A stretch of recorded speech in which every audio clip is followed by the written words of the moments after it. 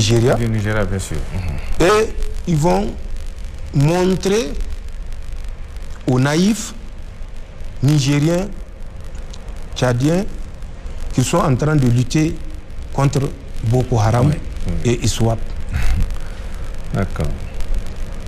Pire, j'ai dit pire, récemment, vers le 24 avril, une délégation conduite toujours par ces mêmes puissances que j'ai citées, que je ne veux même plus citer, mais que les gens connaissent directement, accompagnée de 4 représentants du Nigeria qui étaient en même temps interprètes, se sont réunis avec les mouvements terroristes qui sont dans le lac Tchad.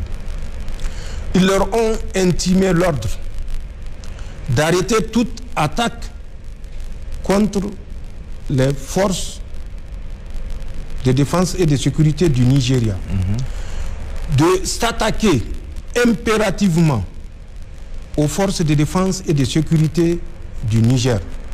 C'est ce qui a fait que vers la fin avril, vous avez constaté une tentative de résurgence d'attaque, mais auquel attaque les forces de défense et de sécurité du Niger ont réservé le sort que ces mouvements néocoloniaux méritent.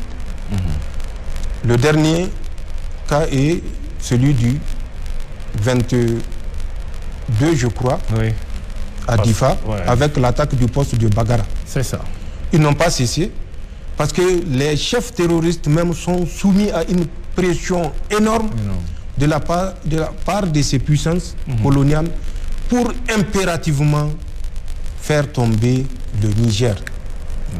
Voilà ce qui se passe avec le Nigeria. Et voilà ce qui fait que nous n'avons pas confiance aux autorités du Nigeria. Nous savons leurs implications, qui sont militaires et qui sont politiques. Pour les implications politiques, peut-être qu'il faut rappeler juste 2 événements. Tinubu était en France le 2 avril.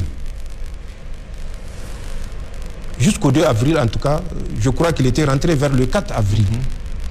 Au cours de cette rencontre, il avait signé avec la France qu'ils vont créer une école de formation militaire. Au Nigeria. Formation de langue. Une école de formation ou d'enseignement de langue française à Abuja, au Nigeria. Mais nous savons que ça n'a rien de... une école de langue française. Ce n'est pas les écoles civiles de langue française de haut niveau qui manquent en France.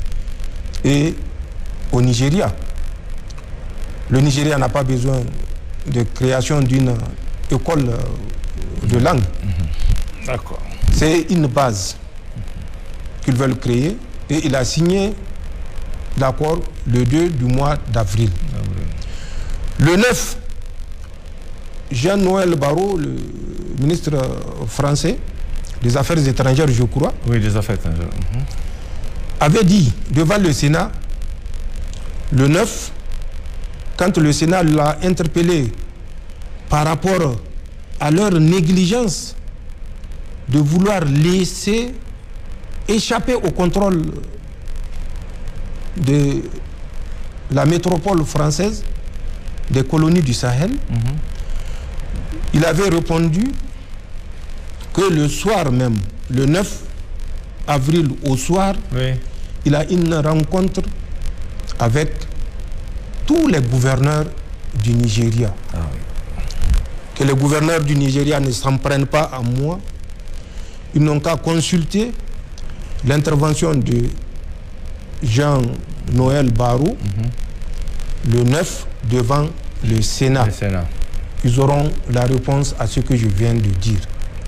C'est pour vous dire que l'implication du Nigeria, malheureusement, qu'elle soit politique ou militaire, est toujours d'actualité. Ça m'a pris du temps. Oui, bien sûr. Je viens au Bénin. Au Bénin, voilà. Le Bénin, nous l'avons également décrié à son temps. Éviter, comme le dit Ali Farka Touré, Allah lui accorde sa rahma, de croire qu'ils peuvent mettre un escorpion dans leur bouche et rester tranquillement assis. C'est pas l'histoire des diables à gifler de Diad Sekou. Ça, c'est Ali Farka Touré qui l'avait dit. Nous avons averti le Bénin. Si nous nous sommes débarrassés des Français, ce n'est ni par haine, ni par vengeance, même s'il y a de quoi, c'est parce que la présence des troupes françaises sur notre territoire ne peut être que dommageable à l'intérêt national de notre pays. D'accord. Le Bénin, à travers les autorités béninoises, a pensé qu'il peut être certainement plus intelligent que nous et qu'il peut mettre le scorpion dans sa bouche et s'en sortir indemne. Ils ont accueilli ces troupes de déstabilisation qu'ils ont certainement démenti quand c'était nous qui parlions. Mais quand Macron était sorti pour parler, on ne les a pas entendus. Et eux et le Nigeria, personne. Ni même la Côte d'Ivoire. Pourtant, quand j'avais annoncé le 25, tous étaient montés sur leurs chevaux, puisque c'est un frère africain qui dit une vérité qu'il va falloir par tous les moyens démentir au lieu de chercher à savoir les fondements de ce que nous avançons. Le Bénin a continué à démentir. Et d'ailleurs, même après l'intervention de Macron, le Bénin n'a jamais jusqu'ici reconnu qu'il y a ces forces de déstabilisation sur son territoire. Le Bénin a fait mieux. Il a continué à collaborer et renforcer sa coopération. Ça, c'est la décision d'un État souverain. Mais quand on pose un acte, qu'on assume les conséquences de l'acte qu'on pose. Nous avions averti le Bénin bénéficiant d'un contrat de non-agression entre eux et les supplétifs, les troupes auxiliaires néocolonialistes, qui courait jusqu'au 31 décembre de l'année 2024. Quand ce contrat qui avait cours était venu à date, ayant expiré le 31 décembre, vous avez suivi, les attaques ont repris le 8 janvier 2025 de cette année. Tout à fait. Au Bénin, avec d'abord 36 militaires béninois sacrifiés. Par la suite, d'autres attaques ont suivi. Attaques suite auxquelles le Bénin, ou particulièrement Patrice Talon, nous a accusés d'être laxistes vis-à-vis de ces terroristes. Que c'est des terroristes que nous laissons passer, comme moi, à travers un passoire, pour aller les attaquer. Que c'est les États de la Confédération qui sont incapables. Ça, ce sont ses propres termes. Des attaques se sont multipliées, avec la plus dramatique, où, au grand jour, le jeu des Français était apparu. C'est du matériel d'un bataillon qui ont été mis sur la position d'un petit peloton. Un peloton à peine une cinquantaine d'hommes. C'est du matériel de plus de 400 hommes qui ont été retrouvés sur ces positions-là. Ne serait-ce que ce que eux, les terroristes, ont montré comme ce qu'ils appellent butin après l'attaque dans le nord Bénin. Puisque après cette attaque, le Bénin s'est totalement retiré et des États de l'AES qui laissent le boulevard, c'est devenu le Bénin qui laisse le territoire entre les mains de ces terroristes. Mais c'était un jeu de compensation, car comme je l'ai dit, quand les Béninois s'étaient retirés avec le motif, entre parenthèses, de s'offrir une profondeur stratégique, c'est-à-dire une profondeur qui permettra de voir l'ennemi venir, de le traiter jusqu'à son dernier retranchement. Alors que ce retranchement-là, c'est un retranchement que nous-mêmes nous lui avons accordé à travers les conseils éclairés, bien sûr, de celui qu'on connaît. Donc, c'est ce qui se passe. Et c'est ça le motif du redéploiement de 350 combattants de ISWAP dans le nord Bénin, qui sont présentement dans le nord Bénin et qui occupent toutes les positions abandonnées par le nord Bénin avec le fallacieux prétexte de s'offrir une profondeur stratégique. Mais il ne faut pas abuser et utiliser les termes comme des perroquets.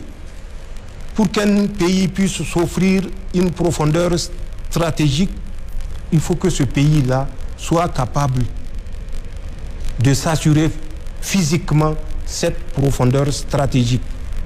Les Français qui sont les maîtres de ces Béninois-là, ou en tout cas de talons, que les Béninois m'en excusent, les Français n'ont pas de profondeur stratégique. Remontons à la Deuxième Guerre mondiale, juste la Deuxième Guerre mondiale. En combien de jours les troupes allemandes ont marché sur Paris, à travers les Ardennes, la fameuse ligne Maginot? Les Français n'ont pas de profondeur stratégique. La profondeur stratégique ne peut pas être conseillée dans le cas précis du Bénin. Bénin. Il faut que les gens se réveillent. Il faut qu'ils écoutent ce que nous disons. Il faut qu'ils agissent en conséquence. Nous n'avons rien contre le Bénin.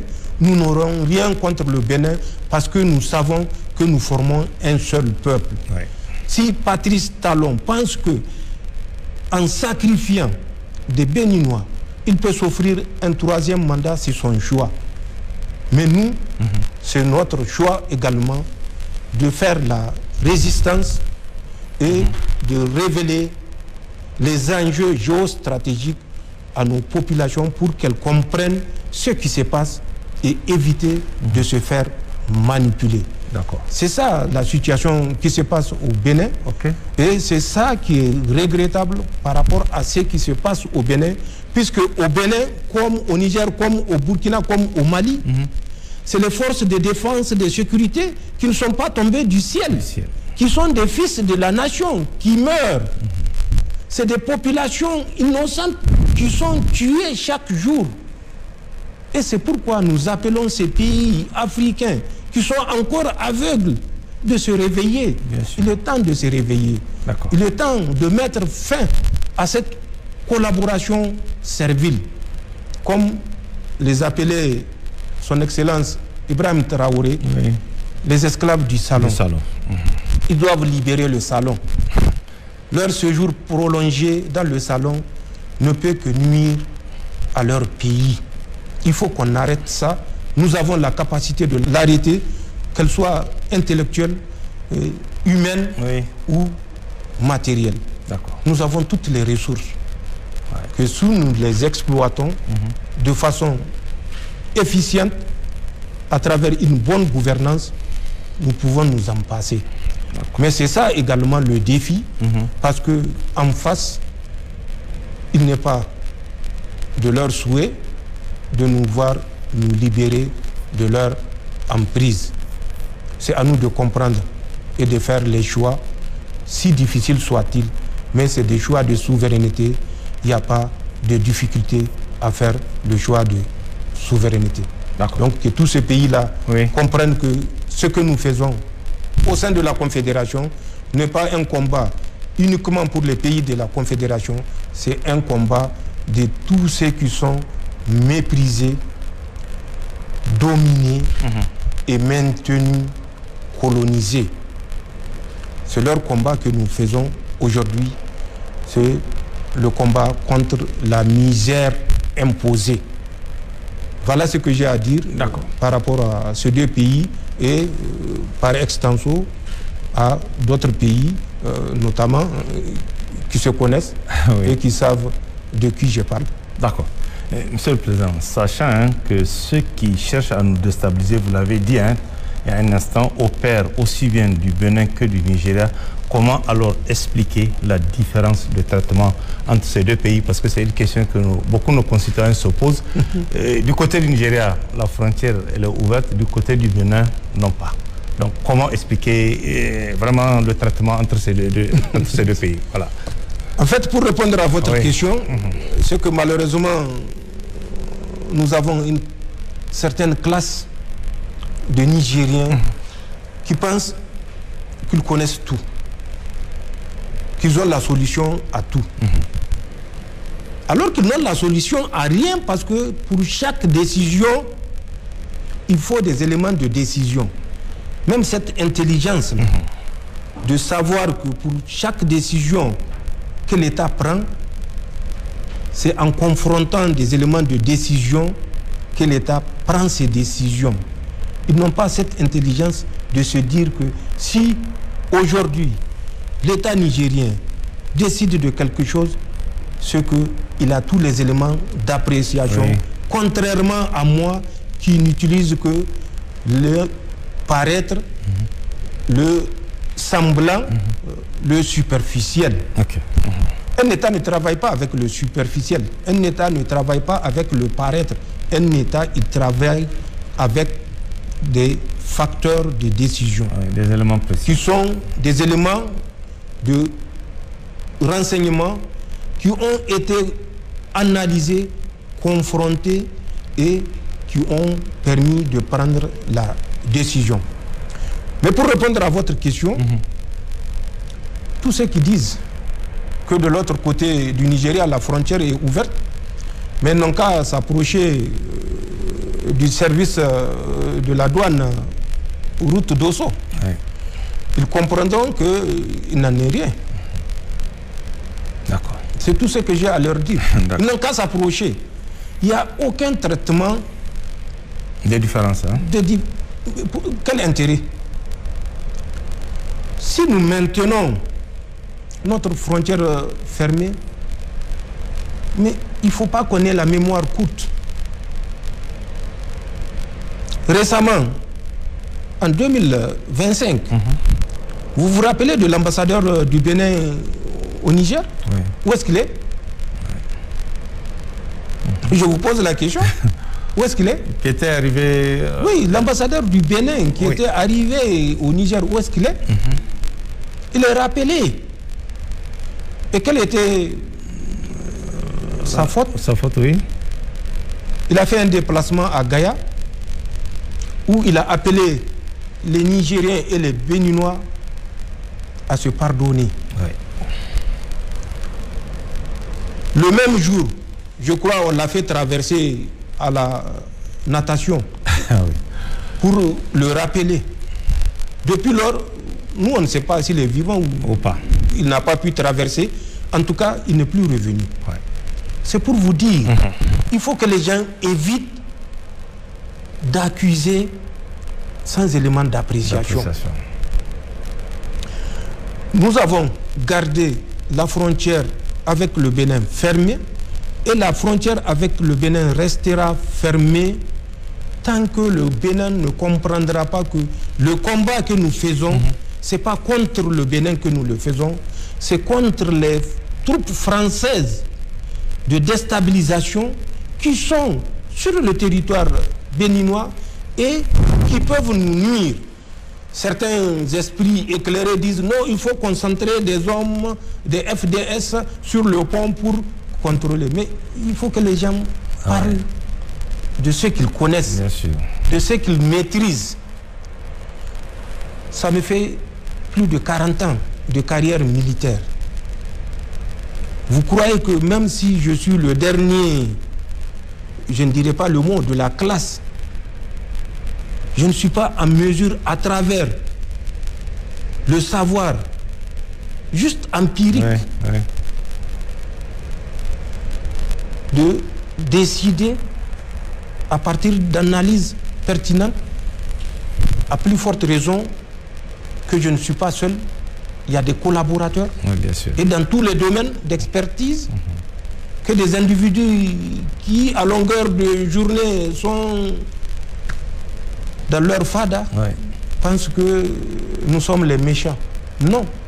Il n'y a pas de traitement différencié entre la frontière du Bénin et la frontière du Nigeria. Je l'ai dit par rapport au Nigeria, les points de méfiance que nous avons vis-à-vis du Nigeria ou des autorités du Nigeria par rapport à des actes précis qui ont été posés, que je viens de vous citer, les mêmes reproches que nous faisons au Bénin. C'est tout. Il n'y a pas de traitement différencié. Mais je dis, tant que le Bénin continuera, ou Patrice Talon et ses collaborateurs continueront à jouer le jeu de l'Autriche, nous ne sommes pas prêts à jouer le jeu de l'Autriche. Parce que nous sommes dans le réel. Nous ne sommes pas dans le virtuel. C'est nos hommes qui tombent.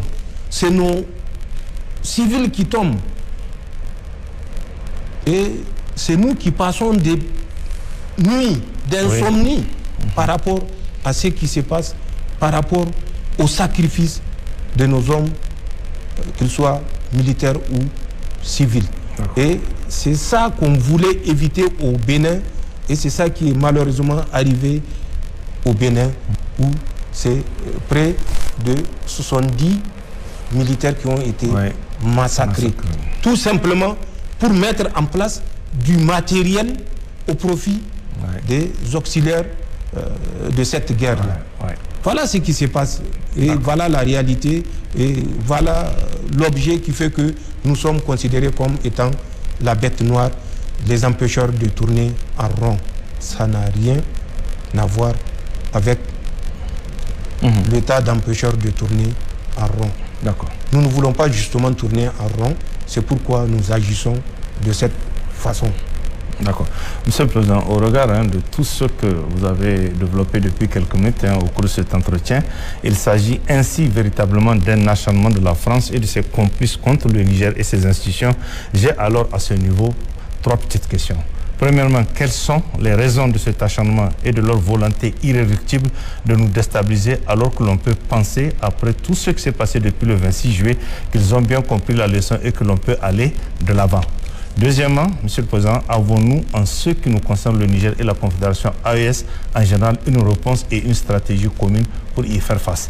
Et enfin, troisièmement, quel doit être dans cette stratégie le rôle de nos populations en termes de mobilisation, de sensibilisation et d'engagement patriotique, sachant par ailleurs que certains de nos compatriotes se plaignent souvent des difficultés dans leurs relations avec les autorités administratives qui ne prennent pas en compte avec la diligence requise les informations qu'ils leur donnent. Exemple fréquent, souvent ils contactent l'administrateur délégué qui demande de contacter le gouverneur ou le préfet et vice-versa. Monsieur le Président. Vous me faites sourire. Quand j'entends les dernières conclusions, je vois un profane qui parle d'un domaine vraiment pour lequel il est totalement profane.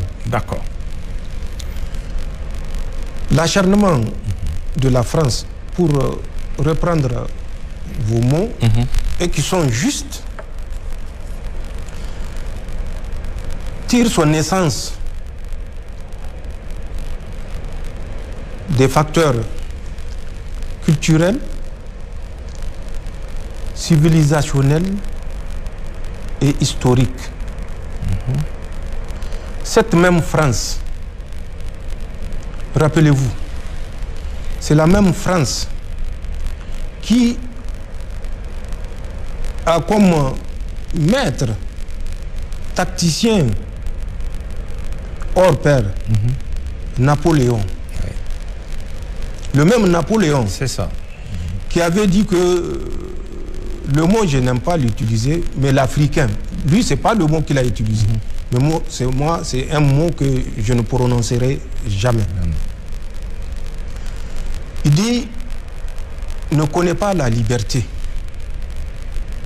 Donc, il faut lui servir toujours le repas de l'asservissement, de l'esclavage, du mépris et de la domination. Ça, c'est encore des mots allégés par rapport à ce qu'il a fait ou il a dit. C'est le même Napoléon, déjà vers 1796, va envoyer des navires pour soumettre Haïti. Nous savons comment ça s'est terminé. Le mépris avec lequel ils ont abordé le peuple haïtien a été honteusement révélé parce que le peuple haïtien avait mis en déroute et capturé plusieurs dizaines de navires français transportant des hommes pourtant aguerris contre des populations deux fois désarmées. Mais c'est le patriotisme, la dignité qui avait pris le dessus. Et vous vous rappelez le sacrifice que Haïti a consenti pour racheter, malgré cette victoire militaire, mais pour racheter leur indépendance. Pour ceux qui ne le savent pas, ils n'ont qu'à consulter les documents d'histoire. Après Napoléon, venons plus proche de nous. Vous vous rappelez la fameuse phrase de Nicolas Sarkozy quand il était à l'université Cheikh Anta Diop de Dakar au Sénégal. Le drame de l'Afrique, c'est que l'Afrique n'est pas suffisamment rentrée dans l'histoire. Ça, c'est aux Africains qu'on dit ça. Et où? À Cheikh Anta Diop. Je dis bien Cheikh Anta Diop. C'est tout un symbole. L'égyptologue le plus reconnu, qui malgré l'impérialisme, l'imposition, l'omerta impérialiste, a démontré que l'Égypte est une civilisation d'un mot que je dis je ne veux jamais utiliser. C'est ça. C'est l'insulte suprême qu'on puisse faire à un peuple. Se tenir dans un temple comme Cheikh Anta Diop et dire que l'Afrique n'est pas suffisamment entrée dans l'histoire. Mais qui est l'histoire? Ça reflète l'ignorance tout simplement. Parce que s'il sait ce que c'est l'histoire ou le mot histoire, il ne peut pas les dissocier de l'Afrique. Il y a plus de 5000 ans, au moment où leur arrière-ancêtre venait en Égypte apprendre les sciences, l'astronomie et toutes les autres sciences. Cette même Égypte,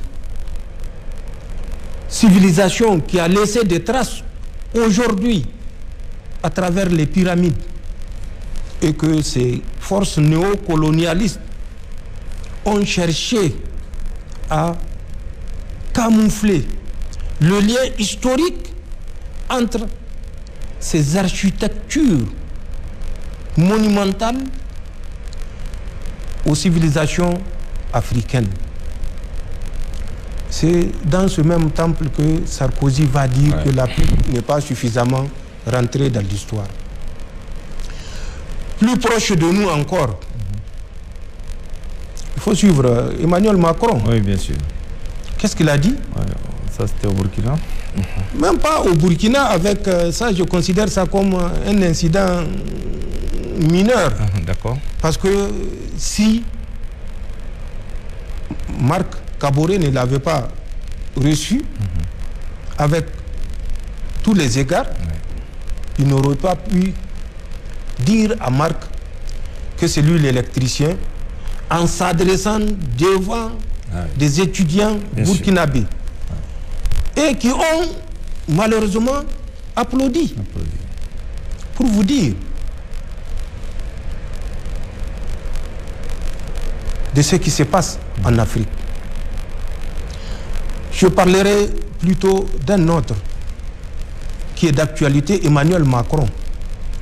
Quand il était parti, toujours à Bruxelles, par rapport à la demande de conciliation, où il avait dit « Ne vous mêlez pas de ce qui se passe entre la colonie nigérienne et la France.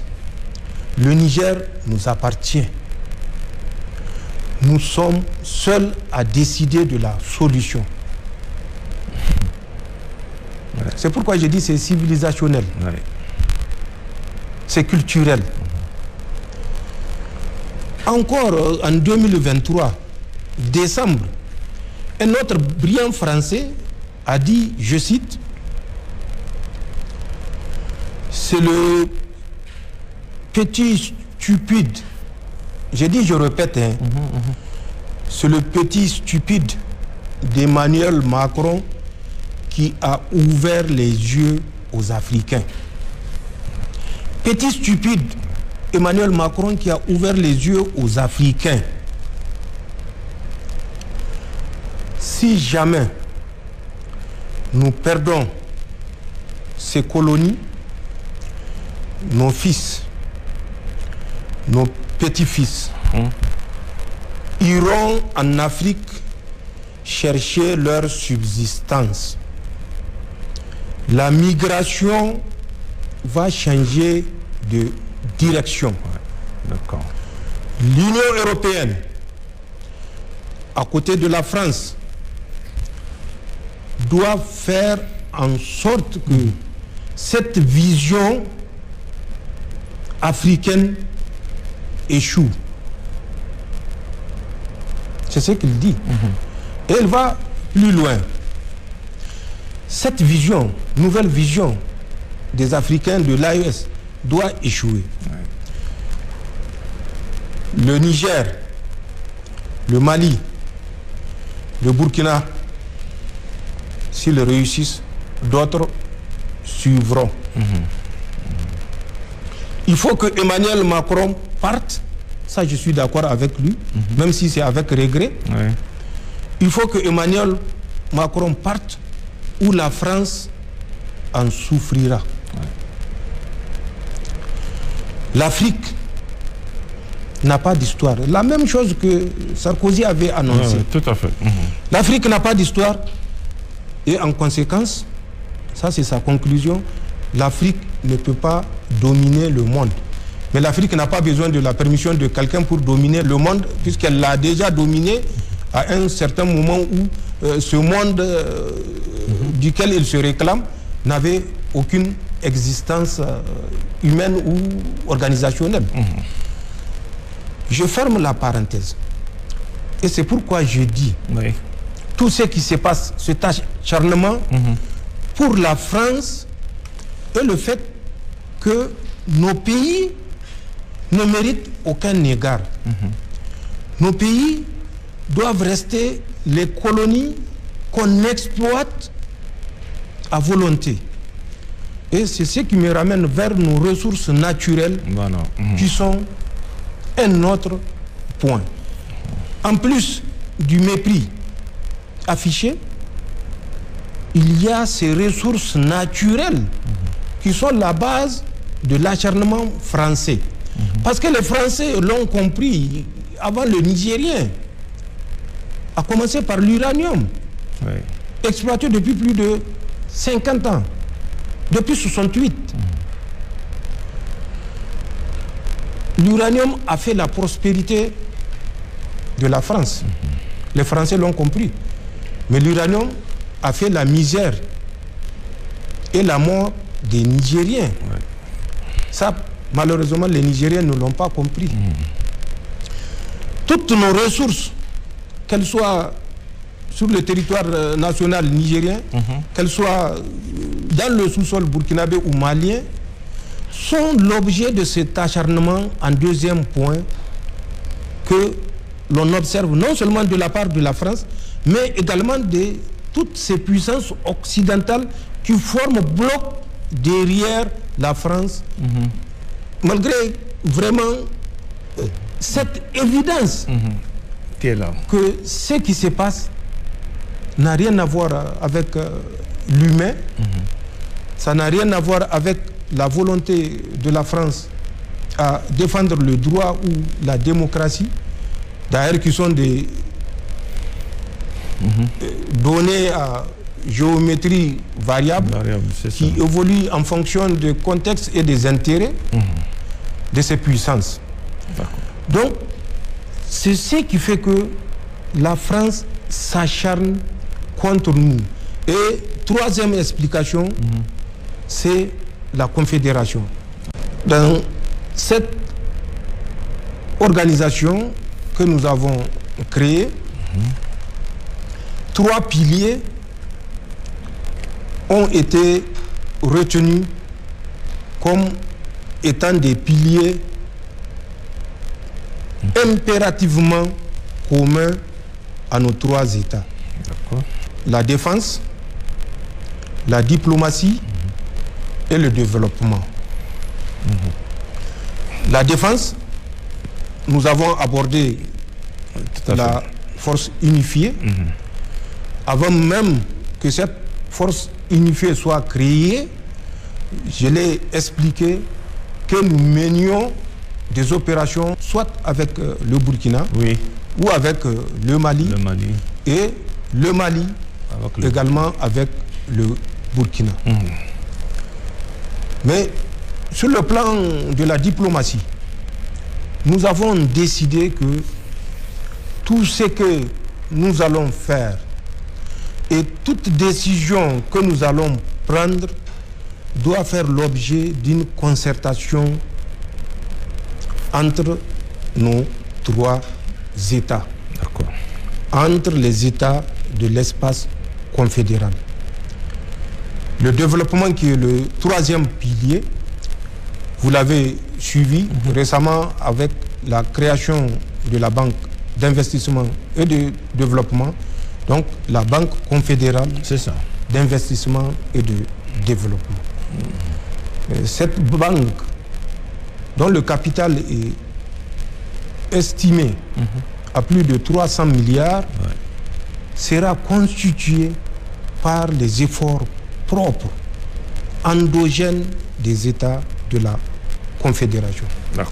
Donc, c'est pour vous dire que, et sur le plan défense, sécurité, et sur le plan diplomatie, et sur le plan développement, les États de la Confédération s'activent et c'est une réalité.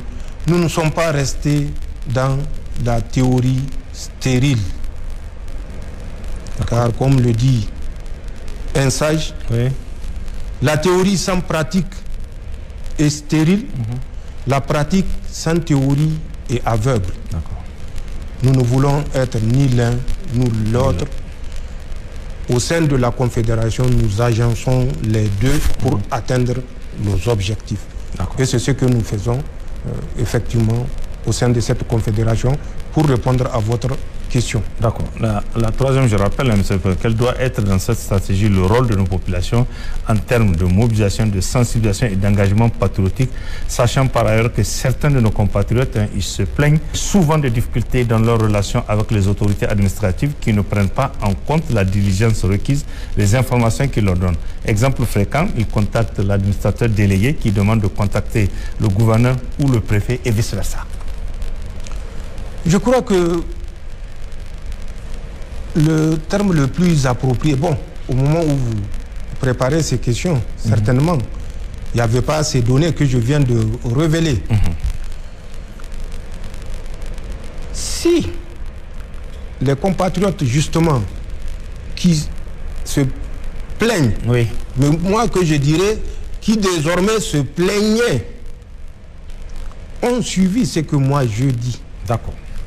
La mobilisation de l'Union européenne derrière la France, et quand je dis mobilisation, elle est totale. Elle est financière, elle est diplomatique, elle est économique, elle est militaire. Avec le soutien, je l'ai dit, d'une puissance autant de Joe Biden, qui accompagnait aveuglément les décisions françaises tout simplement parce que le Niger devait rester une colonie et que les richesses du sous-sol ou du sol nigérien sont françaises. Si les gens savaient toute cette mobilisation qui avait eu pour conséquence de créer dans un premier temps, à travers le rappel historique que j'ai fait des mouvements de déstabilisation jusqu'au Sahel, où ces puissances ont mobilisé ce qu'on appelle, je n'aime même pas utiliser ces noms, puisque ça n'a rien d'État islamique au Sahel. L'islam, ce n'est pas au Niger qu'on apprend l'islam. Nous avons connu l'islam au 6e califat, 666, au Niger. Au moment où beaucoup d'autres pays ne savaient pas ce que c'est l'islam. D'autres pays arabes. C'est ça. Je parle de 44 ans après l'Hégire. À travers Bousr Ben Abi Arta, dans les oasis du Kawa. Nous avons connu l'islam en 666. C'était le 6e califat. Aujourd'hui, près de 1400 ans que le Niger a été en contact de l'islam. 1400. Nous sommes à l'an 1446 de l'islam. C'est ça. Donc, ça n'a rien d'islamique, ce qui se passe. C'est un crime organisé. Oui. Un crime organisé par les puissances occidentales que nous connaissons. La France soutient le JINIM, ce qu'ils appellent le groupe de soutien à l'islam et aux musulmans. Quels musulmans on soutient? Le Niger est à 95% musulmans. C'est massacrer les Nigériens qui est un soutien à l'islam.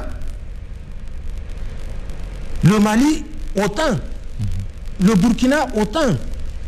C'est en massacrant des Nigériens, des Burkinabés et des Maliens qu'on soutient l'islam et les musulmans. L'islam que nous connaissons depuis 1400 ans.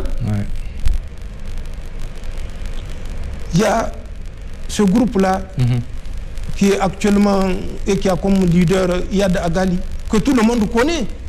Yad Agali, c'est la France.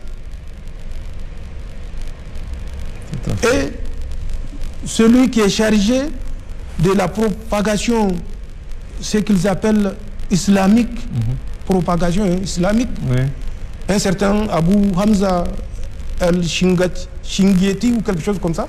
Shingieti, c'est extérieur à notre espace. Bien sûr. Pour vous dire. Donc, ça n'a rien de musulman. Parce que c'est des musulmans qui sont tués chaque jour. Rappelez-vous de Fambita. 44 fidèles, un mois de mars, un mois de carême, exécutés par des gens manipulés. Manipulés pour des raisons de cupidité, des raisons d'ignorance, mais malheureusement face à des puissances qui manipulent même des États, à plus forte raison des regroupements d'individus qu'on peut facilement induire en erreur en leur montrant que voilà la cause que vous défendez. D'accord. La France soutient ce groupe-là. Les États-Unis sont avec ce qu'ils appellent l'État islamique au Grand Sahara. Le IGS, c'est l'État islamique. Oui. Donc, je vous ai dit, la Daoula centrale est en Syrie. à un certain moment en Irak. Mais c'est les mêmes événements qui se reproduisent ici. D'accord.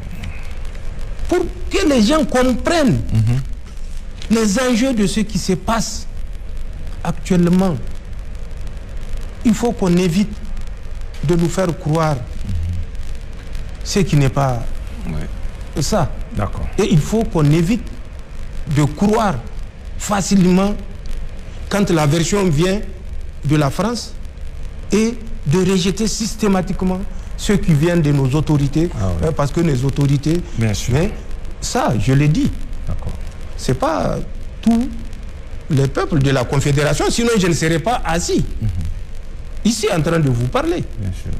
Puisque c'est la mobilisation populaire au Niger qui nous a permis de tenir jusqu'à date. Oui, tout à fait. Mais bien sûr, parmi les Nigériens, il y a des gens qui sont manipulés. Et je vous l'ai dit, à travers cette cellule Sahel de l'Élysée, qui fait ce travail d'intoxication à travers l'OIM, la DGSE française et la direction géopolitique du ministère français des Affaires étrangères. Toutes ces communications, tous ces tweets qui inondent, où vous voyez vers Mangaise, 135 gardes nationaux ont disparu.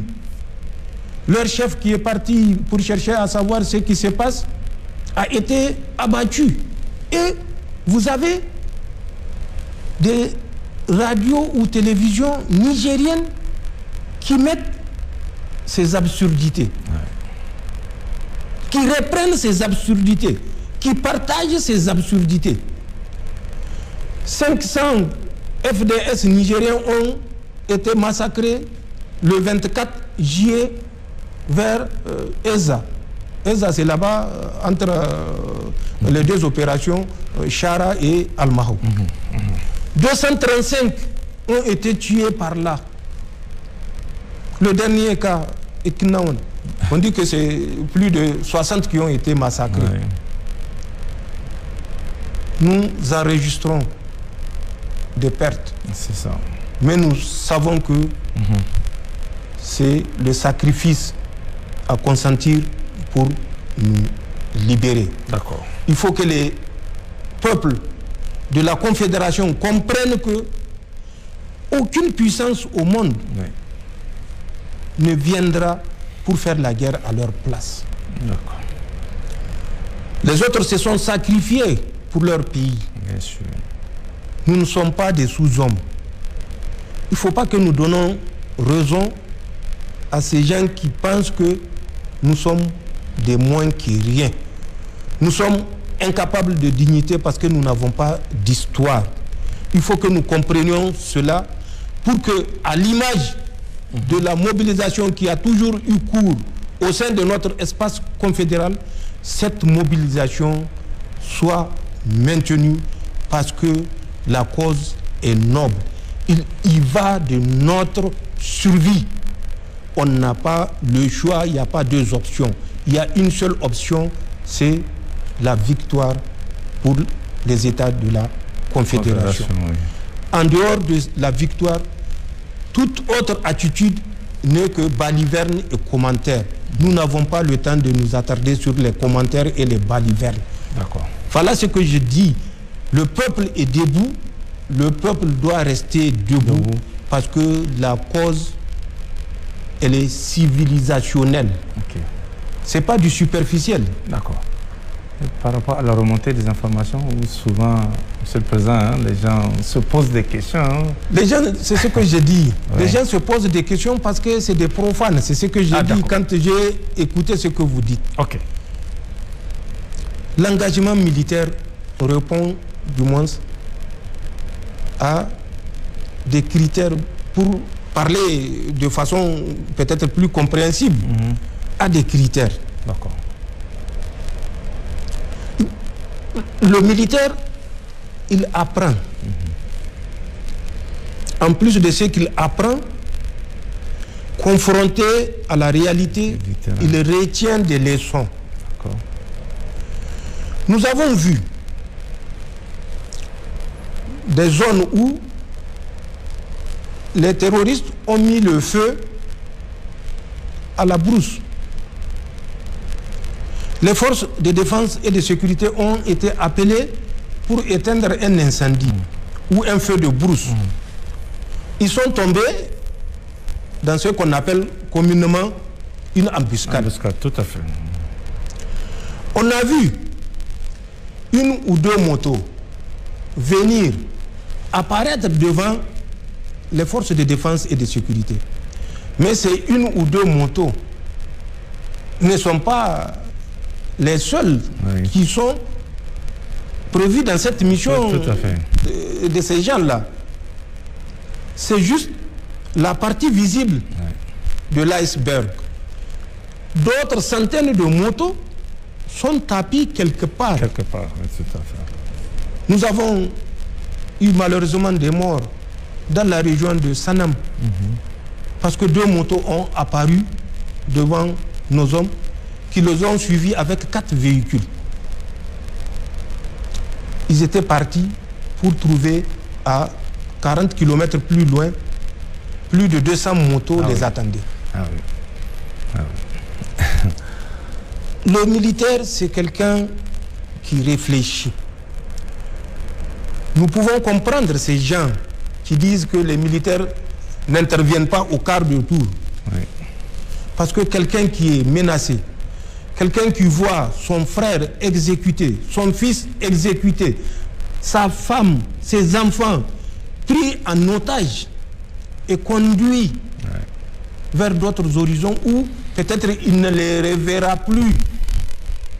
Effectivement, même si c'est 1 heure de temps après que les FDS interviennent, il va trouver ce temps très long. D'accord. Mais il faut que les Nigériens comprennent que les enjeux qui sont en cours dépassent tout ce qu'ils peuvent imaginer. Il faut que les Nigériens comprennent qu'ils n'ont pas d'autre alternative que de soutenir, vaille que vaille, leurs forces de défense et de sécurité qui meurent chaque jour pour les protéger. Oui, d'accord. Qui sont, malgré l'étendue du territoire, parce que nous sommes quand même l'un des rares pays où 360 degrés, on ne peut s'adosser sur personne. Nous sommes obligés de compter sur nos propres ressources et sur nos propres forces de défense et de sécurité, en dehors du Mali et du Burkina, où, comme je l'ai dit, nous agissons dans le cadre de la force unifiée. D'accord.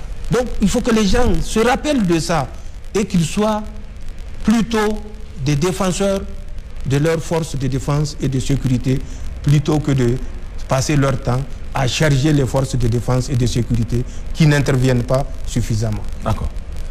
Monsieur le Président, avec votre permission, nous allons évoquer principalement 2 sujets d'actualité. La première question a trait à l'exploitation du pétrole nigérien. Monsieur le Président, après les difficultés sur ce sujet avec le Bénin, y aurait-il d'autres difficultés avec nos partenaires chinois?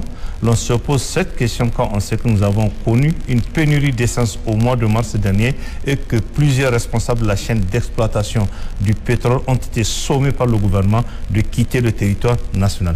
Qu'en est-il, Monsieur le Président? Je crois que le ministre de la Justice, le ministre du Pétrole et la ministre de l'Artisanat et du Tourisme à son temps ont fait un point de presse. Mais il est également important que nous disions quelques mots par rapport à cette situation. D'accord. Le Niger est le pays qui a tiré les leçons de la spoliation de ses ressources plus que tout autre pays au monde. La France a passé plus de 50 ans, j'ai dit depuis 1968, qu'elle est dans le domaine de l'uranium au Niger. Si vous partez à Arlit, la seule voie goudronnée a été réalisée sur budget national par le défunt président Tandja Mamadou Allah lui accorde sa rahma. L'aérodrome d'Arlit est toujours en terre battue. Et quand j'avais demandé une fois pourquoi, la réponse qui m'a été apportée, c'est que si on faisait ça en asphalte, donc ce qu'on appelle communément goudron, ça va se fissurer. En terre battue, ça ne se fissure pas. En goudron, ça se fissure. Dans les pays où nous avons les tremblements de terre, des volcans, les aéroports ne sont pas en terre battue, ils sont en goudron. C'est pour vous dire encore une fois de plus le mépris culturel, civilisationnel que ces Français ont pour les Nigériens. Nous avons tiré les leçons de la fermeture de la Cominac. Aujourd'hui, Orano s'est retiré des travaux de réhabilitation du site de la Cominac, où ils ont passé plus de 50 ans à s'enrichir sur le dos des Nigériens. Et ils laissent cette tâche-là aux Nigériens. Puisque ce n'est pas des Français qui meurent, c'est des Nigériens qui meurent. Ce n'est pas les nappes phréatiques françaises qui sont polluées, c'est les nappes phréatiques nigériennes. Par rapport à ça, en toute responsabilité, nous avons commandé un audit de l'exploitation du pétrole au Niger. Pour ce qui est de l'uranium, tout ce qui s'est passé, je n'ai pas besoin de revenir là-dessus. Les premières conclusions ont montré des manquements importants dans l'exploitation du pétrole. Exploitation également qui a abouti, il faut le rappeler, et le rappeler toujours grâce au président Tandja Mamadou, Allah lui accorde sa rahma. Au moment où on riait de lui, on se moquait de lui, ces mêmes personnes-là, de Taïwan ou les Kao, ce sont ces mêmes personnes qui ont dit qu'il n'y a que de l'eau dans le sous-sol nigérien. Il n'y a pas de pétrole. Et que Tandja serait un illuminé qui pense que les Chinois peuvent venir lui extraire du pétrole. La suite, tout le monde la connaît. Je n'ai pas besoin de revenir là-dessus. L'un de l'autre, nous avons fait conduire un audit dans tous les domaines, que ce soit au sein de la SORAS, au sein de CNPC, NP, au sein de WAPCO. C'est ça. Ce que nous avons découvert ne nous permet pas de nous taire et de continuer à spolier le peuple nigérien comme il l'a été avec l'uranium. Nous avons relevé les premiers points de divergence avec lesquels nous avons approché nos partenaires chinois de SORAS, CNPC-NP et WAPCO à travers leur DG pour leur montrer les griefs que nous avons par rapport à l'exploitation de notre pétrole qui a cours jusqu'à date et que nous devons impérativement changer pour éviter que l'histoire se répète. Ils ont pris note, ils ont demandé qu'il y ait un écrit avec le relevé de ces griefs-là, ce qui a été fait à travers le ministère du pétrole. Il était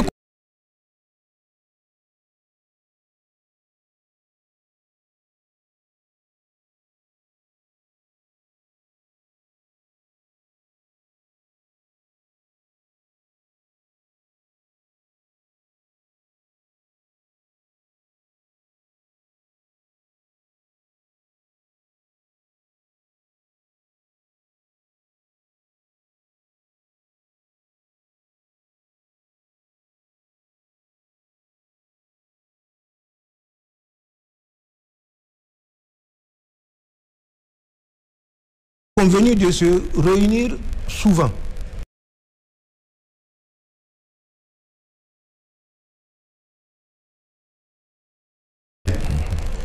Qui ont connu des moments de turbulence avec ces mêmes régimes que ces DG de la CNPC ou de Soraz ou de WAPCO protègent.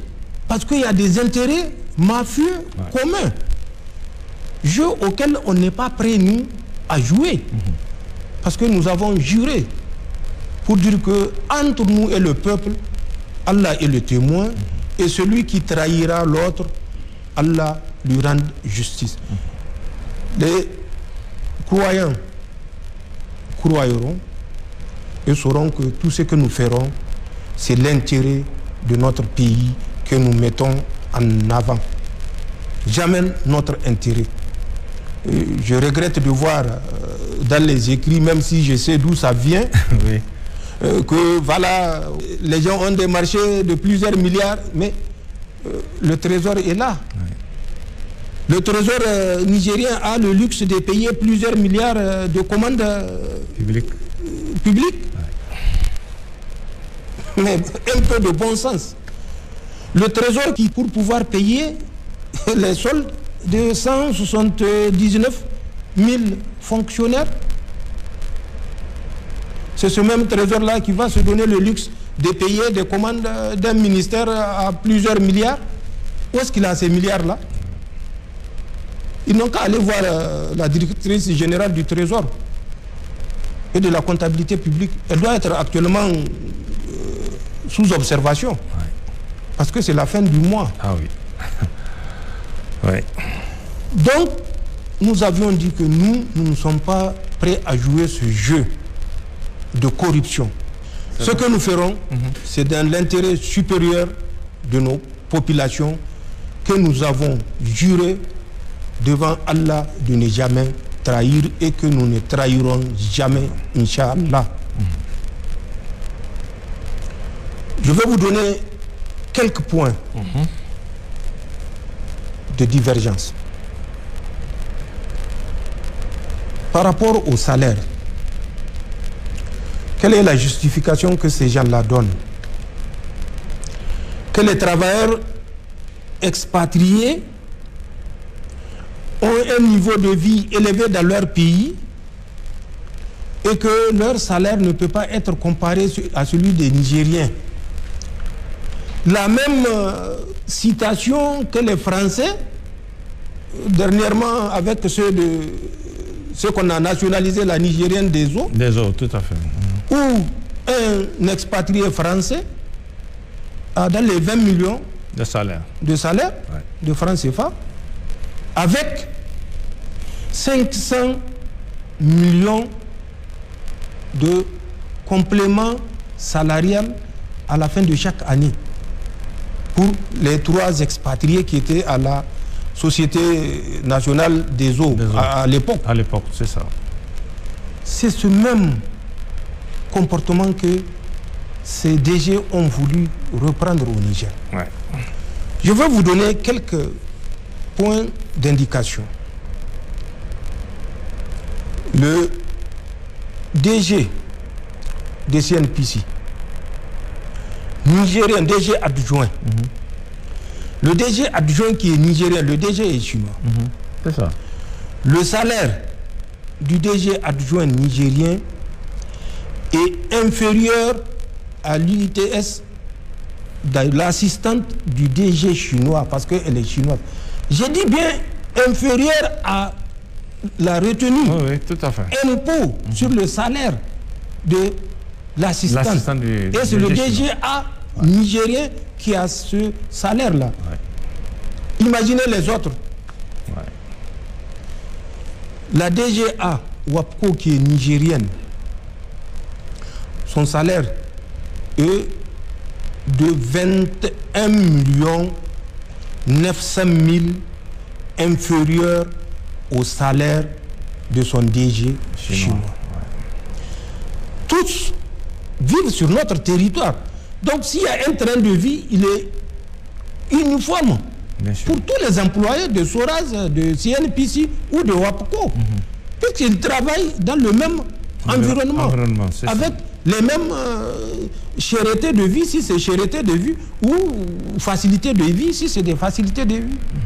Mais comment est-ce qu'on peut nous opposer l'argument parce que les autres sont des expatriés, ils peuvent avoir des écarts de ce niveau. Et quand je parle de DGA. Ouais. Et les simples agents, simples manœuvres, quel est leur salaire? Nous avons dit que non, nous ne pouvons pas. Après les salaires, ils ont, et malheureusement, c'est ce qui s'est passé à travers la signature de ces accords-là, même s'il y a des dispositions d'ouverture. Le pipeline qui quitte Koulélé jusqu'à Sémé, les 1950 km, c'est le Niger qui garantit ce pipeline. Ouais. C'est sur le pétrole brut du Niger que ce pipeline est garanti. Contre toute logique, contre tout bon sens, le Niger n'a pas construit ce pipeline-là. Il y a une société chinoise choisie par l'entreprise chinoise qui a construit le pipeline. C'est à elle de garantir le pipeline. Oui. Ce n'est pas sur le pétrole brut du Niger qu'on doit garantir ce pipeline-là, où c'est un contrat entre deux privés. Pourquoi l'État du Niger va garantir? Et pour ça, c'est des centaines de milliards qui sont programmés pour que le Niger paye ces montants à travers le pétrole brut. Il y a beaucoup d'autres points de divergence que rationnellement et compte tenu de l'expérience que nous avons eue, nous ne voulons plus que ça continue dans ce sens. Et ça, nous l'avons dit, quand il fallait revenir pour la troisième rencontre, les 3 DG chinois ont refusé d'assister. J'ai dit bien, ont refusé d'assister. Ils ont envoyé des représentants qui eux-mêmes, au cours de la réunion, ont été rappelés par ces DG pour qu'ils quittent la réunion. Ouais. C'est ce que j'ai dit. Les gens n'ont rien retenu de ce qui s'est passé entre la France et nous. Mais ce qui est plus dramatique, c'est que l'ambassadeur de Chine était informé au jour le jour de cette situation. L'ambassadeur de Chine que nous considérons comme étant le représentant de l'État chinois au Niger, qui doit servir de courroie pour que dans chaque situation, qu'une solution rationnelle soit trouvée conformément à leur slogan gagnant-gagnant. Ah oui. Mais ce n'est pas ce à quoi nous avons assisté. Il y a beaucoup d'autres points que je ne m'étalerai pas ici à dire qui ont caractérisé cette tension qui s'est fait remarquer pendant un certain moment, qui a jusqu'à conduit le Niger à demander le départ de ces 3 DG et leur remplacement par la Chine. Mieux, ils disent que soit c'est les 3 DG là qui reviennent ou personne d'autre. Ah oui. C'est pour vous dire ce qui se passe. Et ça, l'ambassadeur est au courant, comme il est au courant de beaucoup d'autres choses que nous lui avons personnellement dit de vive voix, soit à travers un ministre d'État ou bien à travers ma propre personne. D'accord. Donc, c'est ce qui fait que nous ne sommes plus disposés à donner la joue gauche, parce que Orano nous a giflé sur la joue droite. Nous ne sommes plus disposés à donner la joue gauche à quelque partenaire que ce soit. Que tous ceux qui veulent venir au Niger investir, qu'ils viennent investir parce qu'il y a des intérêts à investir au Niger. Nous savons que la France est en train de tout faire pour dissuader les investisseurs. Et ça, je ferai également une petite extrapolation pour vous dire que les Français sont partis jusqu'à concevoir des prises d'otages des ressortissants occidentaux et autres sur le territoire nigérien pour dissuader, dans un premier temps, des investisseurs à venir. Dans un deuxième temps, comme ils l'ont dit, contraindre l'Union européenne à rester avec eux pour revenir au Niger. C'est ça. Ce que je dis est vérifiable. Celui qu'ils ont utilisé pour cette sale besogne s'appelle Boubacar Daboungel.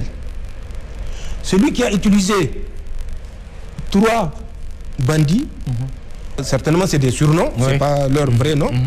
Il y a Momo, il y a Ibrahim, il y a Omar. C'est eux qui ont d'abord en Algérie enlevé un Espagnol vers Tamanrasset. C'est eux qui ont enlevé une première Autrichienne, à Agadez. Ensuite, ils ont enlevé une Suissesse à Agadez toujours. C'est le même Boubacar Daboungel. Et c'est une planification des Français, des éléments sont là et ils veulent toujours être les pyromanes qui reviendra jouer aux sapeurs-pompiers. C'est pour vous dire la perversion de la politique française qui a cours, qui couvre dans le lit du lac Tchad, je ne l'ai pas dit, des abus sur nos compatriotes et les compatriotes nigérianes,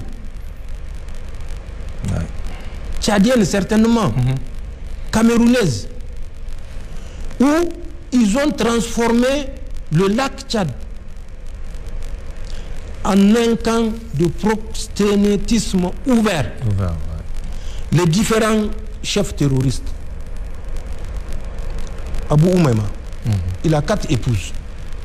Mais en plus de ces 4 épouses, il a plus d'une 50aine d'esclaves sexuels qu'ils appellent les Kouyangu.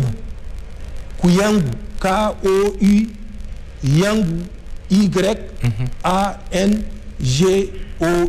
Pour ceux qui écrivent en français, et pour ceux qui écrivent en anglais, c'est de supprimer les O. Ils auront le nom Kouyangu. Il a plus de 50.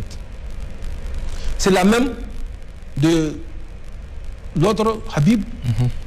Lui également, en plus de ses opus officiels, il a des Kouyangu. Bakoura, il a 50 conteneurs à lui seul que les Français lui ont acheminés pour servir d'habitat à ces Kouyangu. Ce sont des jeunes fillettes de 10 ans, 11 ans ou plus qui sont kidnappées et qui sont exploitées non seulement par ces terroristes et leurs chefs, mais également par les forces françaises qui sont dans le lit du lac Tchad. Ils sont dans le lit du lac Tchad à travers leurs instructeurs. Actuellement, c'est une dame, certainement ce n'est pas son vrai nom, elle se fait appeler Sarah, mais nous savons que ce n'est pas son vrai nom. C'est elle qui forme les femmes dans ce qu'ils appellent les Nguemas, ceux qui sont formés pour aller commettre des attentats suicides. Ça, c'est la France, le pays de liberté et de la démocratie qui couvre des actes comme ça. Et face à une Union européenne, rester aveugle. C'est des situations comme ça que nous ne voulons plus vivre. Cette même France qui a transporté des terroristes dans le nord de notre pays, ils croient qu'on ne le sait pas. Mais de l'autre côté de la frontière, c'est une position que les Français ont fait occuper par les terroristes de Abou Oumaima à compter du 25 janvier. Ils sont partis par vague. Le 25 janvier, c'est 150 qui sont partis sous le commandement de 7, ce qu'ils appellent caïds, c'est-à-dire les commandants des opérations. 7 caïds ont conduit une compagnie à 150 hommes. Ils se sont installés, suivis en février d'un deuxième groupe constitué d'une cinquantaine de Nguemas. Les Nguemas, ce sont ceux qui commettent les attentats suicides. Et pour quel objectif?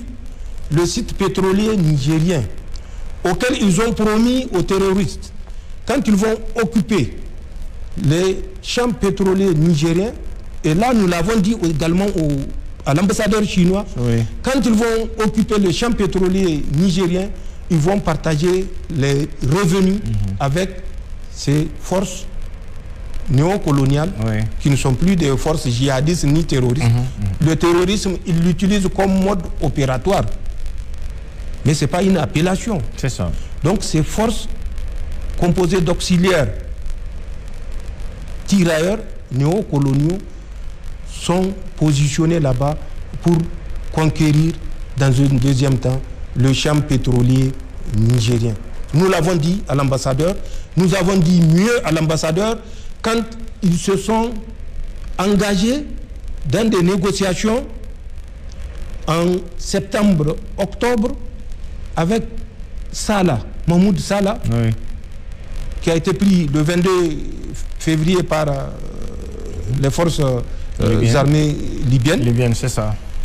Les Chinois étaient partis le voir pour lui proposer 10 millions suite à l'attaque exécutée par Moussa Kounami le 21 juin dans la zone de Tasker.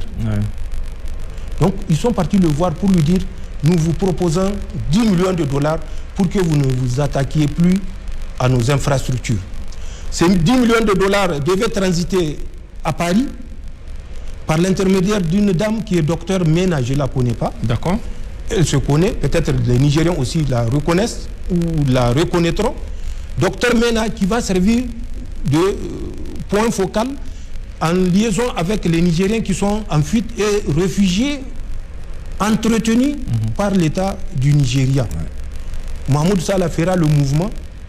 Nous savons où il a passé, où il a obtenu des passeports et il devait se rendre au Nigeria, à Abuja ou à Sokoto pour récupérer ce transfert-là, certainement en ayant laissé des commissions aux intermédiaires. Bien sûr. Nous avons appelé l'ambassadeur et j'ai dit au ministre d'État, ministre de la Défense, de l'appeler pour lui dire que nous sommes au courant et que si notre coopération doit continuer, il faut qu'il s'assure que ces virements-là ne soient pas faits.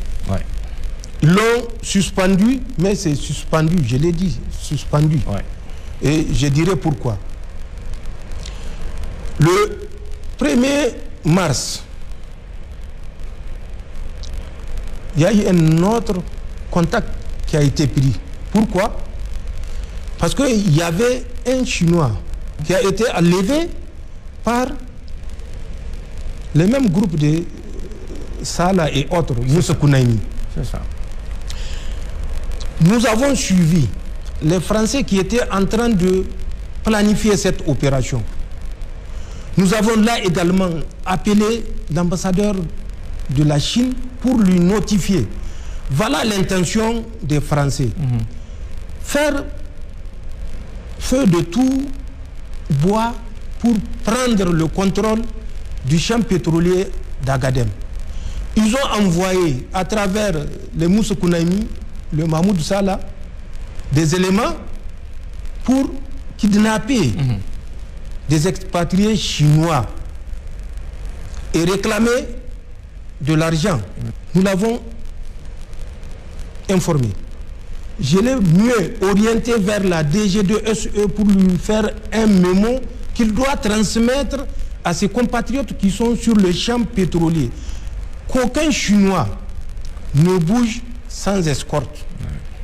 Qu'aucun Chinois ne bouge sans escorte. Il a pris note, on lui a remis le mémo, il est parti. Moins d'une semaine après, on apprend un Chinois s'est levé avec un véhicule, 2 gardes, pour sortir en mission. Et pire, l'itinéraire qu'il a suivi, personne n'est au courant de cet itinéraire-là. Pour faire simple, la route qu'il a suivie, personne n'est au courant de cette route-là. Il s'appelle Zhao Wendong. Ils sont partis en cours de route, comme par magie, ils ont été interceptés. Nos 2 gardes qui l'accompagnaient ont été abattus. Abattus, carrément. Lui, il a été enlevé. Pour vous dire, le 1er mars, ils se sont déplacés, les Chinois, pour aller à l'intérieur d'un pays voisin, négocier avec ces mêmes bandits qui ont enlevé le Chinois pour leur proposer 15 millions de dollars et 150 véhicules 4x4 de type Toyota. Quand nous avions appris ça, là également, nous avons convoqué l'ambassadeur pour lui dire cette façon de faire n'est pas de nature à reconforter l'État nigérien à avoir confiance. Ils ont fait semblant de suspendre, mais nous avons appris le 22 de ce mois de mai, que le Chinois a été libéré sans que personne ne sache.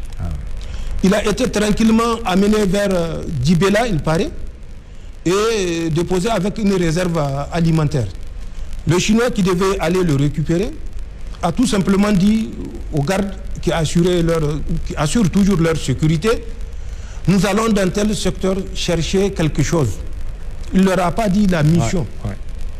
Pour vous dire comment les gens travaillent, nous c'est la conviction qu'on a de mèche avec ces bandits. Imaginez que le dispositif d'accompagnement soit un dispositif léger et que des gens qui sont de toutes les façons sans parole de l'autre côté tendent une embuscade à nos gens. C'est encore d'autres expatriés enlevés qu'on va déplorer. Et on va indexer le Niger, les FDS nigériennes d'incapacité. Parce que c'est ce qu'il faut faire comprendre au monde. C'est ça l'intoxication. Donc ils sont partis, ils l'ont récupéré. Ils l'ont récupéré. Ils n'ont pas informé les autorités nigériennes. Rien. Ils l'ont rapatrié ici à Niamey. Et je crois que le 22, il a pris un vol et il est parti. En Chine. Alors que dans de telles circonstances, le minimum, c'est que le pays soit associé. Parce que nous avons des questions. Bien sûr. Nous avons des doutes à lever. Mais le fait d'agir de cette façon clandestine reconforte nos doutes. D'accord. Voilà le jeu trouble auquel l'ambassadeur s'est livré. On nous accuse d'être des bagarreurs. Nous ne sommes pas des bagarreurs. Aucun pays ne veut se voir méprisé et sous-estimé. Aucun pays conscient. À plus forte raison, les autorités d'un pays conscient qui a fait le serment que Dieu serve, soit le témoin entre lui et le peuple s'il trahit les intérêts du peuple. D'accord. Monsieur le Président, c'est la deuxième question d'actualité. La saison des pluies s'annonce au Niger. Quelles leçons avons-nous tirées de ce qui s'est passé l'année dernière et quel message avez-vous à l'endroit de nos populations? Effectivement, la saison des pluies pointe à l'horizon. Elle a déjà commencé à s'installer. Il y a des zones qui ont sémé. Les leçons, elles sont de deux ordres. Sécuritaire et humanitaire. Sécuritaire par rapport à notre devoir, à notre responsabilité de protéger les Nigériens pour qu'ils vaquent à leur occupation champêtre ou à leur activité pastorale quand le moment sera venu. Humanitaire, puisque nous avons vu la saison passée, nous avons enregistré une pluviométrie jamais égalée. Nous avons perdu plus de 300 compatriotes. Oui. Que nous avons pris l'engagement d'assister et que nous avons assisté sur ressources propres à hauteur de 12 milliards de francs CFA. Nous n'avons jamais demandé l'aide internationale, nous n'avons jamais demandé ou déclaré l'état de catastrophe au Niger. Parce que nous savons que si nous nous organisons mieux, nous pouvons porter une réponse adaptée à toute situation sur notre territoire. Les populations nigériennes sont assez vaillantes, sont assez résilientes pour faire face à toute situation et c'est ce que nous voyons. N'empêche, toujours dans le cadre de ce deuxième point, nous avons pris des mesures qui consistent, puisque la plupart des décès sont dus aux effondrements des maisons qui sont faites en argile. Oui, tout à fait. Nous avons décidé, à travers les structures sectorielles, de revoir les façons de construire au Niger et les matériaux de construction à utiliser. Et c'est dans ce sens, le ministère du Commerce, le ministère de l'Habitat ont pris contact avec les deux compagnies pour l'instant qui produisent du ciment pour qu'on essaie de voir qu'est-ce que l'État peut abandonner comme taxes et impôts pour permettre à ces compagnies de cimenterie de produire du ciment à un prix qui permettra aux Nigériens, au lieu de recycler l'argile, qu'ils utilisent le ciment. Donc, les constructions, même si elles sont inondées, nous sommes un pays de soleil. Dès que le soleil revient, l'eau se retire. Ce sont vos effets qui seront mouillés. Vous séchez, ça va sécher les 30 minutes qui suivent. Donc, il faut changer de matériaux de construction et c'est ça où nous avons ramené le prix de la tonne, vous l'avez suivi, en fonction des régions, puisque justement, il fallait inclure le transport pour les transporteurs. Et c'est ça qui avait cours. Et c'est ça que certains Nigériens ont dit que c'est pas normal, c'est du populisme, on ne devait pas diminuer le prix du ciment. C'est des Nigériens qui se sont élevés pour dire des absurdités comme ça, que c'est du populisme. Ils ne voyaient pas le populisme quand les maisons s'effondraient sur des compatriotes. 300 morts enregistrés, soit par effondrement ou par noyade. Noyade parce que les gens ont voulu traverser des coris en crue. Et malheureusement, souvent c'est des véhicules, des camions entiers que ça a emporté avec des bilans très lourds. C'est ce qui s'est passé dans la région de Tawa, où il y avait eu une soixantaine de morts qui ont été emportés par les eaux de ruissellement d'un cori. Donc, ce sont ces mesures-là que nous avons prises pour faire face à la saison et que nous devons renforcer pour faire face à cette saison qui, selon la météo, sera encore plus abondante, Inch'Allah.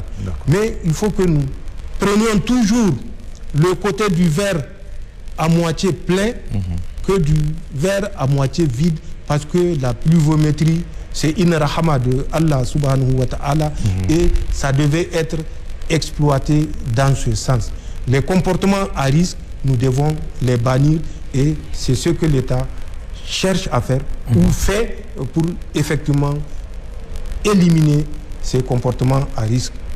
Et c'est ça que nous faisons pour cette campagne qui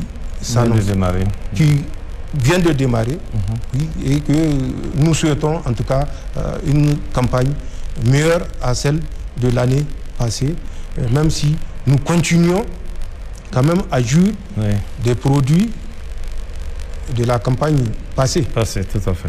Les Nigériens se sont tués. Le sac de riz est à 11 000. Personne ne parle. Il n'y a que dans les prières où on rend grâce à Allah de nous avoir accordé cette rahman. Le sac de 1000 est à 27 000.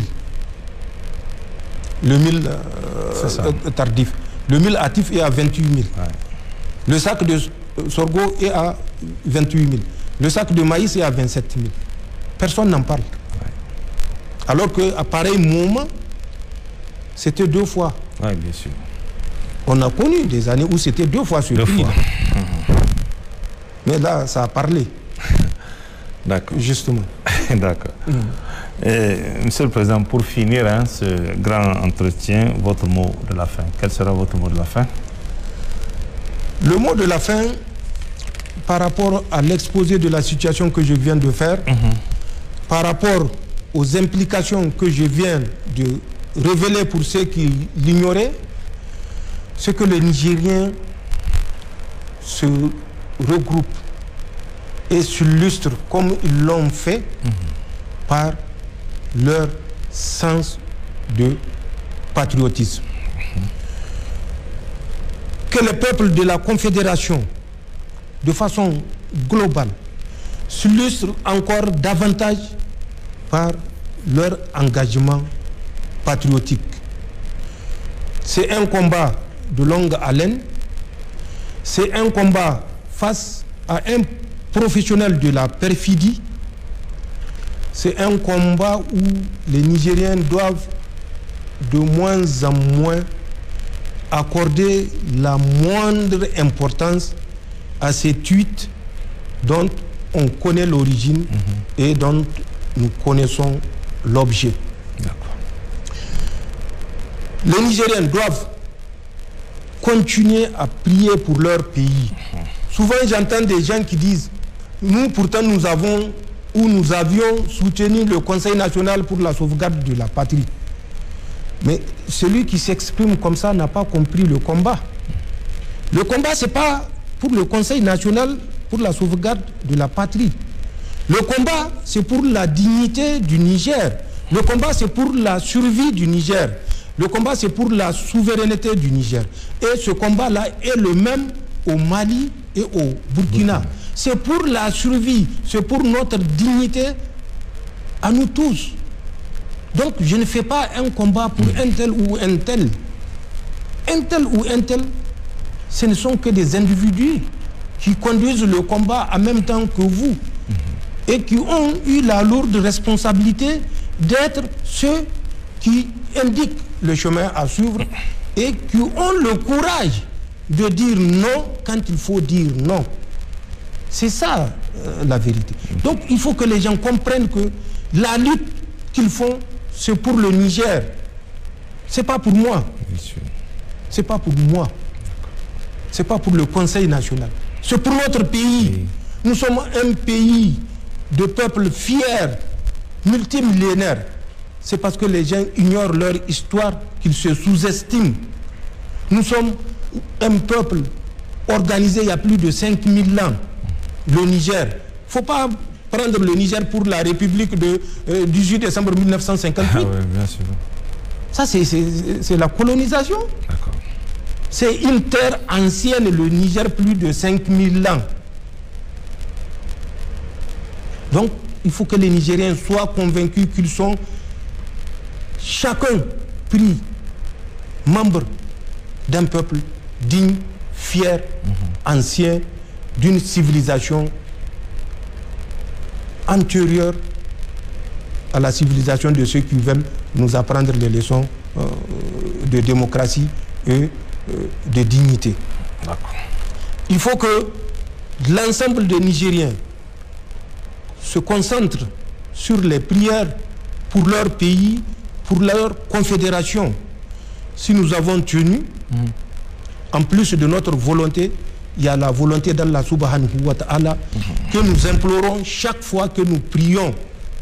Quand je prie, je ne prie pas pour moi, je prie pour mon pays. C'est ce que je considère que chaque Nigérien se mette dans sa tête quand il prie d'abord pour son pays. Parce que le jour où le Niger cessera d'exister, lui-même cessera d'exister en tant qu'individu, en tant que Nigérien. Puisqu'il n'y aura plus de Niger. Il n'y a plus de patrie à chérir. Cet appel-là que je lance aux Nigériens. Renforcer les prières, que ce soit dans les villes et dans les campagnes. L'État fera sa part. L'État ne trahira jamais. Parce que l'État a pris conscience qu'il a mis Allah, subhanahu wa ta'ala, entre lui et son peuple. S'il trahit son peuple, Allah est le plus sage des juges. Ce que Allah n'a pas jugé, un individu ne peut pas s'arroger ce droit-là. Il faut que, même si nous ne croyons pas, quand même, nous croyons à quelque chose. Bien sûr. Donc, cette chose en laquelle nous croyons, sachons que c'est elle qui est l'être suprême, qui est la chose suprême. Et pour nous, c'est Allah. Et c'est devant Allah que nous avons juré de défendre les intérêts de notre peuple et nous le ferons, Inch'Allah, jusqu'à notre dernier souffle. Non. Que les Nigériens soient soudés, restent soudés, qu'ils évitent de céder aux sirènes ethnocentristes, régionalistes, néocolonialistes, qui ne font que remplir un agenda, l'agenda des puissances coloniales à travers des miettes qu'on leur donne, à travers du pouvoir qu'on leur miroite ou qu'on leur fait miroiter. Vous aurez un deuxième mandat, vous aurez un troisième mandat, vous aurez un quatrième mandat, massacrez vos populations. Et en bas marche, on massacre les populations.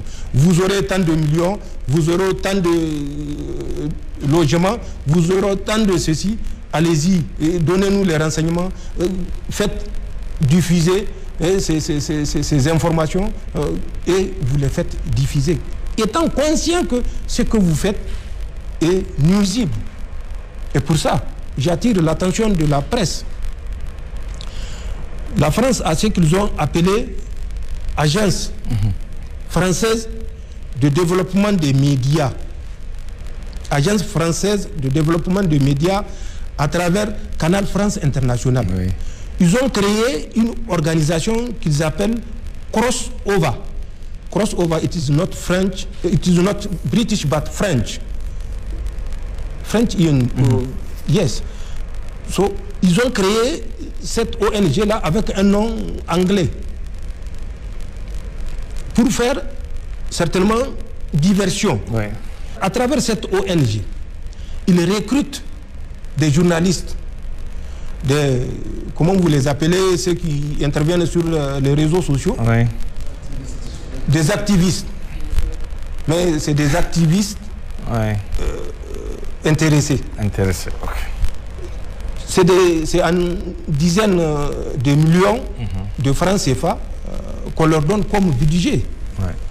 Donc, Crossover est un démembrement de Canal France International, lui-même qui est piloté par l'Agence française pour le développement des médias. Toutes ces intoxications-là sont également issues de cet outil-là ouais. Qui est malheureusement piloté par des journalistes et nigériens.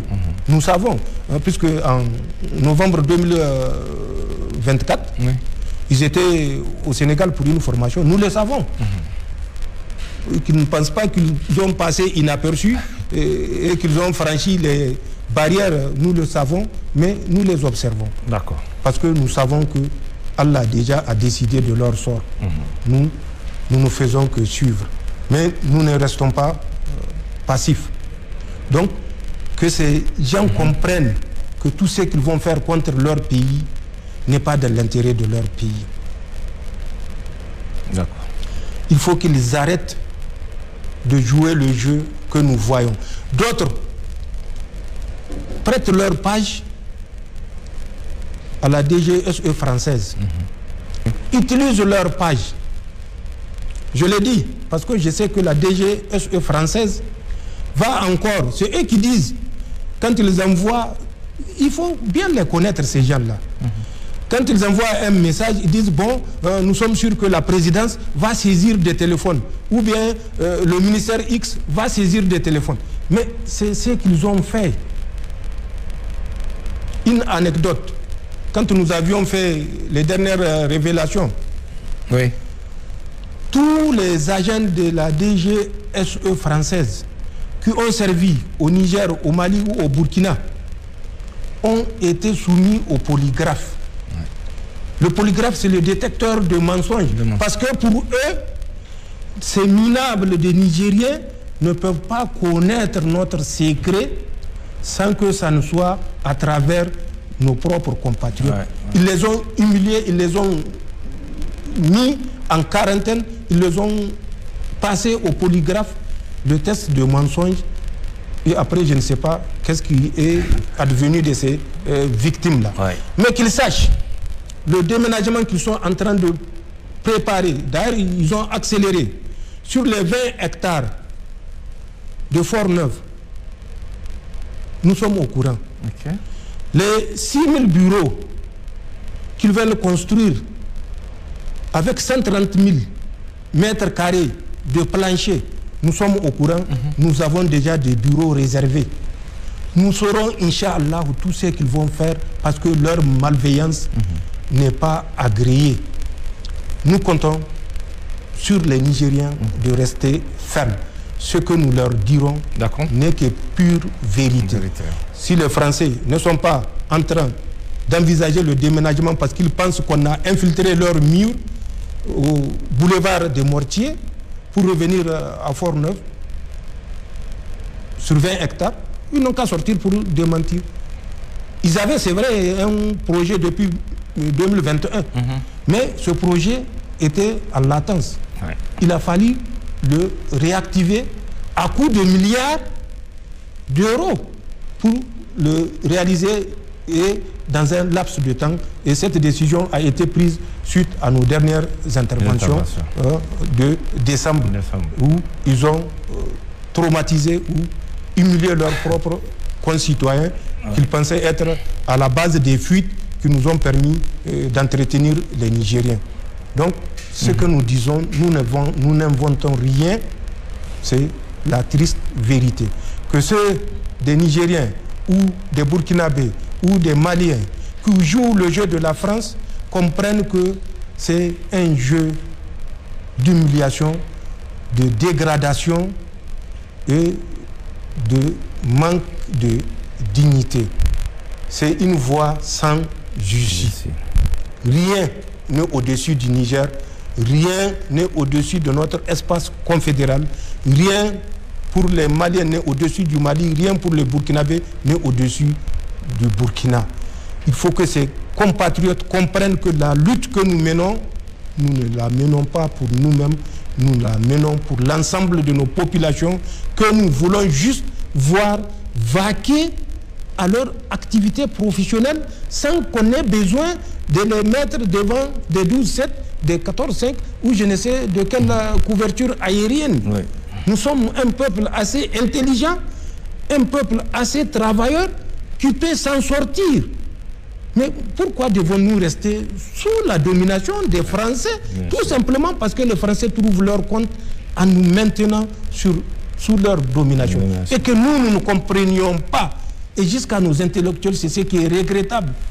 Nous ne comprenions pas que c'est de la survie de nos pays qu'il s'agit.